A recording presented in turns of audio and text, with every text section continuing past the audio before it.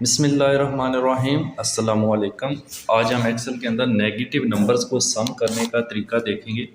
मेरे पास नंबर्स की लिस्ट है जिसमें किसी नंबर के साथ नेगेटिव का साइन भी लगा हुआ है, किसी के साथ नहीं है।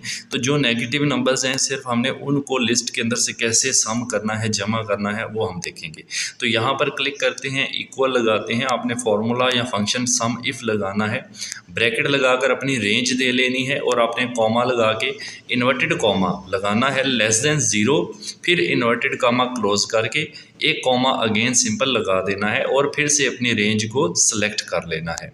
अब इस रेंज के अंदर अंदर जितने भी माइनस वाले नंबर हैं उनको वो प्लस करके हमें आंसर माइनस में बताएगा टोटल कितना बनता है।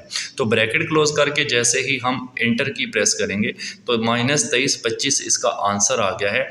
जो माइनस वाले नंबर्स हैं उनको इसने टोटल किया और साथ माइनस का साइन आपको मैथ के रूल्स के मुताबिक पता है कि आता ही है। तो अगर ये वीडियो अच्छी लगती है तो चैनल को सब्सक्राइब लाजमी करें, वीडियो को लाइक कर दें। Thank you so much.